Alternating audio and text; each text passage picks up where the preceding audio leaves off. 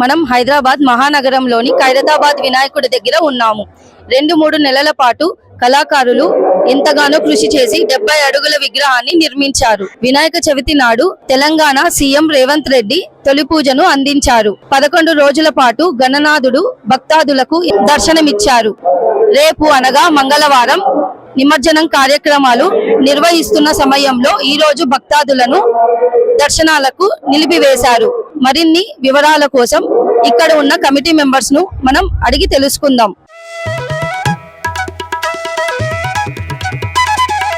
హైదరాబాద్ మహానగరం నడిబొడ్డున ఉన్నటువంటి ఖైరతాబాద్ వినాయకుడి యొక్క నిమజ్జనం రేపు జరగబోతోంది. దాదాపు 2 నుంచి 3 నెలల పాటు ఎందరో కళాకారులు కష్టపడి 70 అడుగులు ఉన్నటువంటి ఖైరతాబాద్ వినాయకుడిని స్థాపించారు. ఈ వినాయకుడికి తెలంగాణ సీఎం రేవంత్ రెడ్డి తొలి పూజను అందించారు. ఇక ఆ రోజు నుంచి 11 రోజుల పాటుగా అంటే రేపు మంగళవారం రోజున ఖైరతాబాద్ వినాయకుడిని హుస్సేన్ సాగర్ లో నిమజ్జనం చేయబోతున్నారు.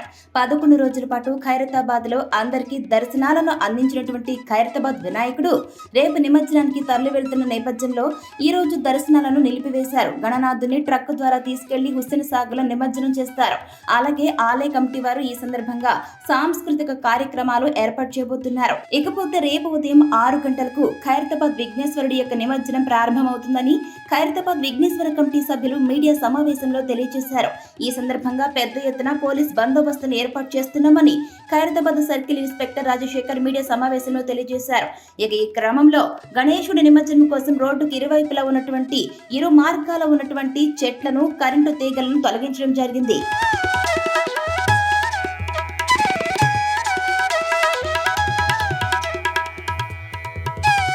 నా పేరు సురేందర్, ఉత్సవ కమిటీ వైస్ ప్రెసిడెంట్.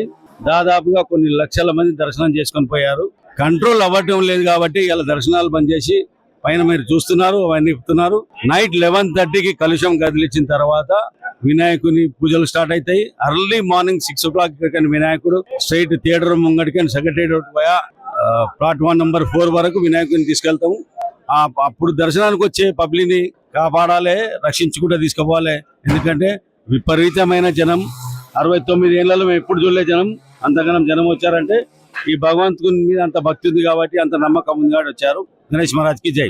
ముందు పూజలు, పునస్కారాలు, డాన్సులు, బోనాలు అన్ని ఉంటాయి. సర్వం భారతదేశంలో ఎవరు చేయని కార్యక్రమాలు ఉంటాయి. ఆడుకుంటూ పాడుకుంటూ వినాయక సాగర్ వరకు అందరం వెళ్తాం. మార్నింగ్ 6 o'clock అండి. మార్నింగ్ 6 o'clock షార్ప్ గా మన ఖైరతాబాద్ గణేష్ యొక్క నిమజ్జన యాత్ర అనేది స్టార్ట్ అవుతుందండి. ఈ రోజు నైటే మొత్తం removal of shed work and welding work అంతా కంప్లీట్ అయిపోయి నైటే గణనాథుని వెహికల్ పైన కూర్చోబెడతామండి. కూర్చోబెట్టిన తర్వాత షార్ప్ 6 o'clock ఈ మన రాజ్ కుమార్ వాళ్ళ ఫ్యామిలీ మెంబర్స్ మొదటి పూజ చేసిన తర్వాత మన యొక్క రథయాత్ర అనేది స్టార్ట్ అవుతుందండి, వెహికల్ రథయాత్ర. దాంతో పాటు దీనికి సంబంధించి మేము బందోబస్తు ఏర్పాట్లు చేసేసుకున్నామండి. మన యొక్క 5 రోప్ పార్టీస్ ఉంటాయండి, left, right, back side, front side. ఈ రోప్ పార్టీస్ తో పాటు టాస్క్ ఫోర్స్ టీమ్స్ కూడా వస్తాయండి. టాస్క్ ఫోర్స్ టీమ్స్ కూడా వస్తాయి. టాస్క్ ఫోర్స్ టీమ్స్ ముందు నుంచి లీడ్ చేసుకుంటా వెహికల్ ని ముందుకు తీసుకెళ్తాయండి. ఇక మనం చూసుకున్నట్లయితే పొలిటికల్ గా చూసుకున్నట్లయితే మన యొక్క దానం నాగేందర్ గారు, మన ఖైరతాబాద్ ఎమ్మెల్యే గారు మధ్యలో జాయిన్ అయ్యి అతను కూడా పూజా కార్యక్రమాలు స్టార్ట్ చేస్తారండి. సో ఈ విధంగా 6 o'clock స్టార్ట్ చేసిన తర్వాత ఖైరతాబాద్ గణేష్, బడా గణేష్ నుండి రాజ్దూత్ హోటల్, ఈ Rajdoot hotel via sensation theatre అండి మీదుగా వెళ్తూ ఈ రాజ్దూత్ హోటల్ దగ్గర నుంచి లెఫ్ట్ టర్న్ తీసుకొని telephone Bhavan, DSC building, mint compound ద్వారా తర్వాత సెక్రటరేట్ ఫ్రంట్ గేట్ నుంచి మనకు అక్కడ నుంచి ఖైరతాబాద్ బడా గణేష్ ప్లాట్ఫామ్ ఉంటుందండి. అక్కడ ప్లాట్ఫామ్ దగ్గరికి వెళ్తుంది. మోస్ట్ ప్రాబబ్లీ మేము 11:30 కల్లా ఇక్కడ చేరుకునే విధంగా ప్లాన్ చేస్తున్నాము. దాని తర్వాత అక్కడ మళ్ళీ డీవెల్డింగ్ వర్క్ ఉంటుందండి. అదొక 1.5 hour టైం పడుతుంది. 80% 12:30 to 1 o'clock వరకు ఈ యొక్క ప్రాసెస్ మొత్తం పూర్తి చేసుకొని నిమజ్జనం 1 o'clock లోపు కంప్లీట్ కావాలని చెప్పేసి మేము టార్గెట్ పెట్టుకున్నామండి. Thank you. ఖైరతాబాద్ గణపతి సేవలో సైఫాబాద్ సెక్షన్ ఎలక్ట్రిసిటీ సిబ్బంది అందరూ 6 నిమిషాలు కష్టపడ్డారు.